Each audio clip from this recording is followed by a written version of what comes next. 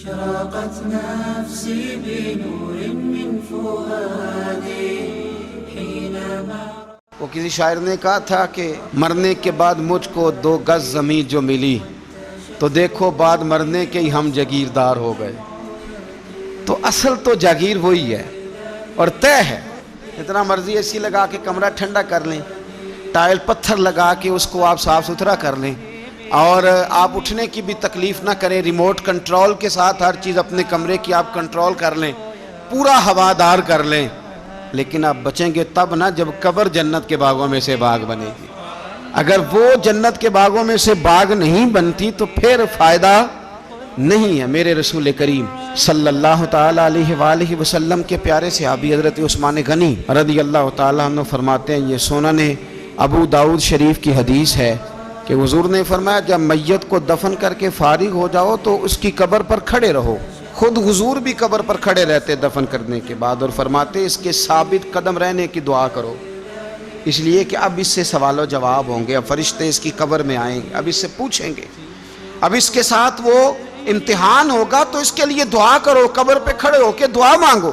ایک حدیث میں فرمایا کہ اتنی دیر دعا مانگو، اتنی دیر دعا مانگو کہ جتنی دیر اونٹ ذبح کر کے کھال اتار کے گوشت بنا کے. اونٹ ذبح کرنا سب سے زیادہ مشکل ہے.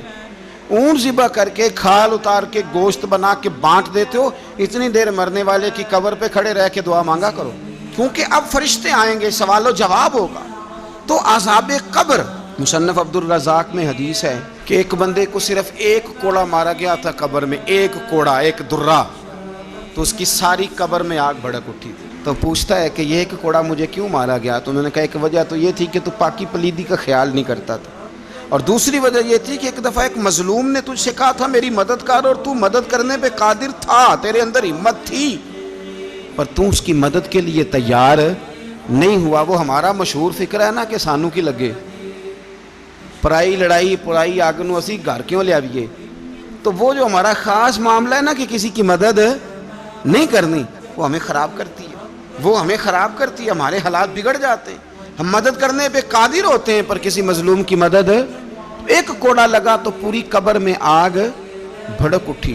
عذاب قبر سے اللہ کی پناہ مانگی جائے، ڈرا جائے، اور آخرت کے لیے قبر کے لیے تیار. قرآن مجید نے کہا وَإِذَا الْقُبُورُ بُعْثِرَتْ، جب قبریں کریدی جائیں گی نا تو عَلِمَتْ نَفْسٌ مَا قَدَّمَتْ وَأَخَّرَتْ، پھر ہر جان لے گی کہ اس نے آگے کیا بھیجا اور پیچھے کیا چھوڑا.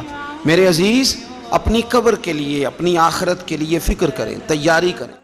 في يوم المعاد أنا يا ربي أرجو منك عفو